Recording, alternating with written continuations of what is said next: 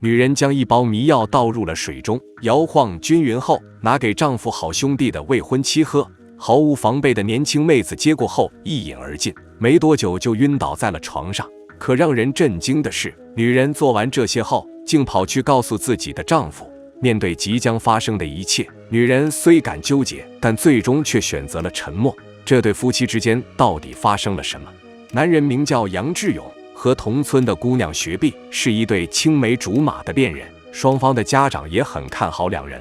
然而，就当所有人都以为两人将喜结连理时，一个陌生女人的出现却打破了这一切。这天，养母在田里干活的时候，竟发现一个外来女子晕倒在田间。母子俩马上将女人带回家中照顾。询问后得知，女人名叫张玉芳，原本住在大山里头，因为进城打工被骗而一路逃避至此，如今已是身无分文，走投无路。杨志勇和母亲十分同情张玉芳的遭遇，便好心将她收留了下来。可母子俩万万料不到，随着张玉芳的到来，一家人的命运竟会被搅得天翻地覆。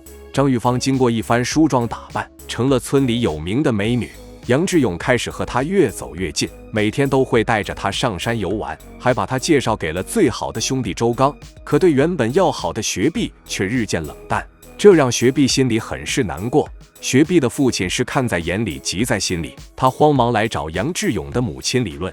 原本两家早已把对方当做了未来的亲家，但自从张玉芳来了之后，杨志勇就对雪碧爱搭不理。可怜雪碧一直盼望着和杨志勇结为夫妻，如今却只能独自在家中生闷气。养母得知后大惊失色，立马把杨志勇叫了过来，问他到底有没有打算娶雪碧为妻。杨志勇支吾了一阵，真的否认了，称自己一直都只把雪碧当成妹妹，丝毫没有和她结婚的想法。这番话顿时气走了雪碧的父亲，养母也是气不打一处来。尤其是当他知道儿子喜欢张玉芳后，更是怒气不争。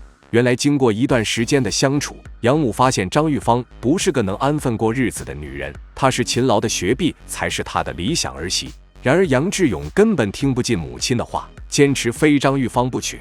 见拗不过儿子，养母只能无奈地同意了。此时的杨志勇怎样都想不到，这个他深爱无比的姑娘，竟会在日后将他一步步拖入深渊。在养母的说和下，张玉芳也答应嫁给杨志勇，两人很快便举办了婚礼。亲戚朋友脸上都带着喜庆的笑容，唯有角落里的雪碧眼里噙着苦涩的泪水。杨志勇和张玉芳的婚后生活起初还算和谐，然而几年过去，张玉芳不仅一直没能给杨志勇生下一儿半女，好吃懒做的本性还暴露无遗。虽说杨志勇心里并不怎么在意，可急着抱孙子的养母坐不住了，成天就知道睡，这么睡也没见你那肚子睡出什么动静来。我就养这么一群鸡呀，它也知道下蛋，不下蛋的鸡呀，不如留着杀了吃肉。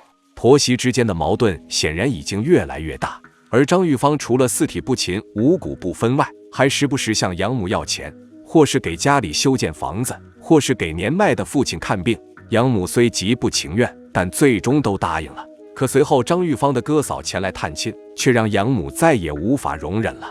张玉芳像无底洞般的要钱，本就让养母糟心不已，现在又领着一帮穷亲戚住在家里白吃白喝，双方顿时爆发了激烈的争吵。张玉芳的哥嫂怒斥养母太过抠门，对自己的儿媳妇都要斤斤计较。我成天好吃好喝的供着你们啊，我现在还成罪人了。杨志勇见状，只能在中间不停地调停，这才暂时熄灭了双方的怒火。张玉芳的哥嫂见自己不受待见，最终也只能悻悻离开。张玉芳认为养母是嫌弃自己不能生养，才一直和自己针锋相对，婆媳间的关系越发紧张。而就在家里一地鸡毛的时候，杨志勇又突然提出要去城里打工赚钱，这下养母不乐意了。儿子这一走不知几时才会回来，自己抱上孙子的愿望更是遥遥无期。于是他便拉着夫妻俩去医院里检查。可在拿到检查报告的那一刻，养母却如遭晴天霹雳，因为医院诊断出杨志勇患了无精症。这么多年来，张玉芳未能生下一儿半女，原因竟全部出在自己儿子身上。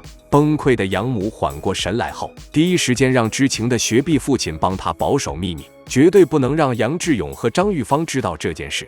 看着儿子进城打工的背影，养母绝望地痛哭着。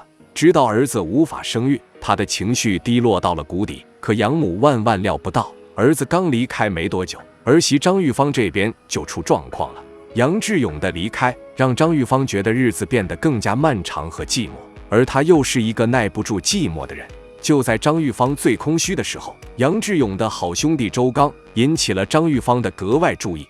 周刚的帅气浪漫和温柔体贴，在张玉芳的心中荡起了一阵阵波澜。他感受到了前所未有的心动，并开始频频坐上周刚的摩托车外出兜风，每次出门前还要精心打扮一番。周刚起初还不敢对兄弟的妻子有非分之想，但面对张玉芳如烈火般的热情，他渐渐难以招架。而就在一个阳光明媚的下午，两人最终还是越过了那条线。张玉芳把头埋入周刚的怀中，开始诉说起她的满腔爱意。周刚调动起全身的理智，想抵抗张玉芳的诱惑，但他其实也早就迷恋上了美丽动人的张玉芳。周刚，我喜欢你，我就想轰轰烈烈的爱一次，我想真真正正的做一次女人。周刚直视着张玉芳的双眼，那双眼睛如同黑洞一般，吸走了周刚的最后一丝理性。两人不顾一切地在竹林之间尽情缠绵。然而就在他们颠鸾倒凤之际，学婢父亲却正巧从旁路过，目睹了这不可告人的一幕。沉醉在温柔乡中的周刚万万想不到，自己已经被卷入到一场危机四伏的情感漩涡中。作为杨志勇最要好的兄弟，周刚以往就常到杨志勇家中帮忙做农活，而自从跟张玉芳私通后，他登门的次数显然更加频繁了。为了方便自己和周刚传情，张玉芳还用零花钱偷偷给周刚买了部手机，以便两人联络。可他们不知道，学婢的父亲终于忍不住，将他所见之事如实告诉了养母。知道儿媳和周刚的风流韵事已经传遍了全村，养母顿时勃然大怒，立刻对周刚拉下了脸皮。但为了杨家的名声，养母是看破不说破，只是警告张玉芳以后不要再和周刚来往，免得村里人看笑话。可张玉芳却装傻充愣，仍沉浸在周刚的柔情蜜意中。殊不知，周刚虽然和他发生了关系，但心有负罪感的他根本没打算和张玉芳在一起。而周刚的母亲听到儿子不光彩的传言后，也担心再拖下去会出事，于是便紧锣密鼓地为周刚张罗起了婚事。在媒人的介绍下，周刚认识了温柔水灵的小兰，两人对彼此的印象都很不错。相处下来后，周刚才体会到了什么是真正的恋爱，于是他决定彻底告别和张玉芳的感情。然而事情却远没有他想的那般顺利。周刚和小兰的感情迅速发展，很快便到了谈婚论嫁的程度。而就在这时，进城打工的杨志勇也回到了家中，可此时张玉芳的心里却早已被周刚占据。看到久别归来的丈夫，不仅没有一丝喜色，还嫌弃她乱买东西。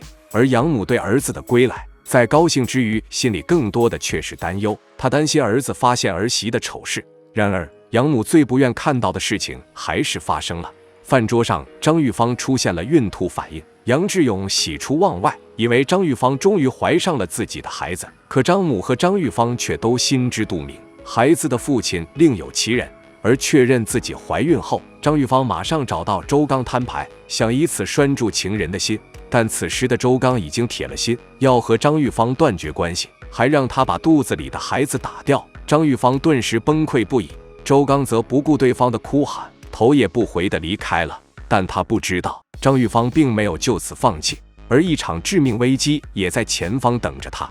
这天晚上，趁着丈夫外出打牌，张玉芳谎称杨志勇组了饭局，将周刚骗到了家中。看着张玉芳充满侵略性的表情，周刚很快发现了不对劲。大妈呢？她上山看林子去了，没有2、3天更是回不来。你今天可得好好陪陪我。知道张玉芳的意图后，周刚想脱身，却被对方拉了进去。一进屋，张玉芳就开始掀被子，准备和周刚颠鸾倒凤。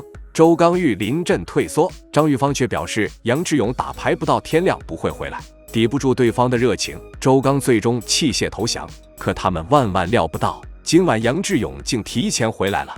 挣扎中的周刚听到楼下的动静后，顿时吓得惊慌失色，第一时间想逃走，却还是被杨志勇拦住了。刚子，你来干什么呀？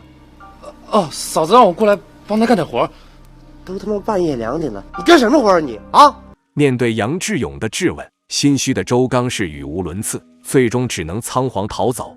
杨志勇很快意识到了什么，立马冲上楼，却发现妻子正慌张地整理着被子，这更让杨志勇确认了心中的猜想，对着张玉芳就是一番怒问。见张玉芳不肯说实话，杨志勇直接冲到厨房拿了把菜刀上来。志勇，听我解释，我做那些事情都是你那个好兄弟给逼的。那我他妈也把你给做了，我再多他一个。最爱的妻子和最好的兄弟同时背叛了自己，杨志勇无法承受这突如其来的打击。第二天清早便开始磨刀霍霍，想要和周刚和张玉芳拼个鱼死网破。可久未露面的学碧却出现在了杨志勇的面前，想劝他冷静。原来学碧出嫁后过得很不好，如今已和丈夫离婚。杨志勇闻言顿时后悔万分，表示当初是自己鬼迷心窍，没能做出正确的选择。可眼下他只想和周刚拼命。他手提菜刀来到周刚家门口，不料却扑了个空。为了躲避祸端，周刚早已离开了村子，并在临走前信誓旦旦地向小兰做出承诺，等风波平息后一定会回来迎娶她。杨志勇满腔怒火无法发泄，只能对着周刚母亲咆哮一顿后悻悻离开。张玉芳在外躲藏了几天后，最终来到养母的面前，祈求婆婆的原谅。养母考虑到张玉芳有孕在身，便答应不会让杨志勇为难她。尽管知道这孩子不是杨志勇的骨肉，但却是他抱上孙子的唯一希望。可养母真的能如愿吗？当杨志勇见到张玉芳的时候，瞬间怒火中烧。养母及时挡在了儿子的面前，为张玉芳说起了好话，并训斥杨志勇自身也有错，把媳妇一个人丢在家中，如今又怀了孩子，更不能对其诉诸暴力。这个家我说了算，从今往后你对你媳妇好点，等她生下孩子，咱们一家人踏踏实实过日子，听到没有？母亲的话让杨志勇瞬间没了脾气，夫妻俩再度睡在了同一屋檐下。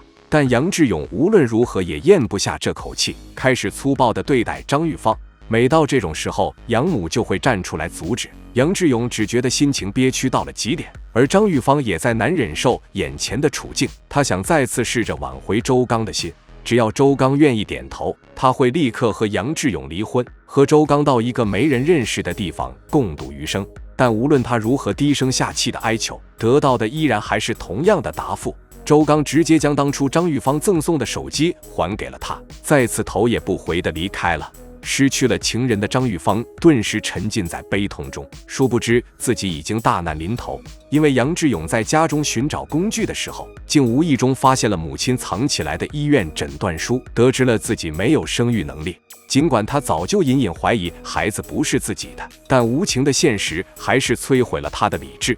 杨志勇不顾母亲的阻拦，对着张玉芳就是一顿拳打脚踢。在养母震天的哀嚎下，张玉芳逐渐失去了意识，而肚中的孩子也因此流产了。接连的噩耗让张玉芳的身心受到了极大的摧残。然而更大的打击还在后面。周刚和小兰即将举办婚礼，得知这个消息的张玉芳感觉到了从未有过的伤心和绝望。她嫉妒小兰的幸福，想阻止小兰和周刚结婚。经过一番苦思冥想，他想出了一个一箭双雕的毒计。见郁郁寡欢的杨志勇终日在外买醉，张玉芳竟趁机怂恿他对周刚的女朋友下手。你这小兰说，只要你肯放过周刚，他什么事情都肯做。杨志勇本就对周刚恨之入骨，在张玉芳的挑拨下，更是失去理智。臭小子给我的绿帽子，我要把这绿帽子还给他，还给他！张玉芳随即以指导绣花为由，邀请小兰来到家中，并让她喝下了迷药。为了防止小兰哭闹，张玉芳甚至还多准备了一条喷了迷药的手帕，以便杨志勇更好地实施禽兽行径。一切准备就绪，张玉芳将杨志勇带到了小兰的面前。在酒精的作用下，杨志勇短暂犹豫后就爬上了床。小兰从迷糊之中惊醒，映入眼帘的却是杨志勇逐渐扭曲的面庞。他不停地反抗和尖叫，但还是没能逃过被玷污的厄运。张玉芳这个恶毒的阴谋，不仅让杨志勇出了一口恶气，也狠狠地报复了周刚这个薄情郎。只要再安抚住小兰，他的复仇计划就完满结束了。可张玉芳却低估了小兰，看似柔弱的小兰，实则性格刚烈。她在愤怒中直接选择了报警。警方接警后，很快便来到杨志勇家中，以涉嫌强奸罪将杨志勇带回了警局。妈，你放心，小兰是他自愿的。此时的杨志勇还不知道自己已经掉入到张玉芳的圈套中，还想着张玉芳能为他作证，出狱后打算彻底放下过去，和张玉芳好好的过日子。可张玉芳的话却让他的幻想破灭。你怎么做这么糊涂的事儿？你这咎由自取，以后咱们还是各走各的，我们俩离婚吧。张玉芳突然提离婚，让杨志勇瞬间傻了眼。他恳求张玉芳留在自己身边，但张玉芳早就厌倦了和杨志勇的生活。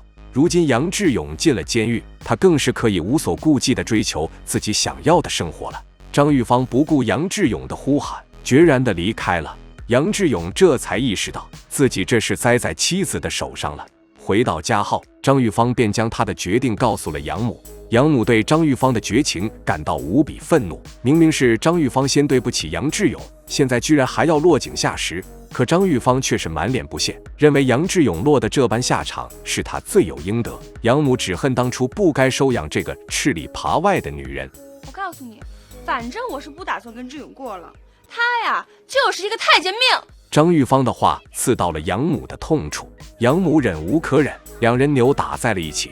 就在此时，警察再度来到了杨家，而这回他们的目标是张玉芳。原来看透妻子的杨志勇把张玉芳陷害小兰的事一五一十地供了出来。警方也查出张玉芳在小兰喝的水里下了迷药，并以涉嫌协助丈夫实施强奸的罪名带走了张玉芳。张玉芳机关算尽，最后却是自食恶果。而另一边，被强暴后的小兰觉得自己已经配不上周刚，于是便提出了分手。可自知身负罪恶的周刚并没有责备小兰，只怪自己一直和张玉芳纠缠不清，才害得小兰受到侮辱。两人最终相拥而泣，决定放下过往，共度余生。好了，本期内容就到这里，喜欢的欢迎长按点赞加关注，我们下期再见。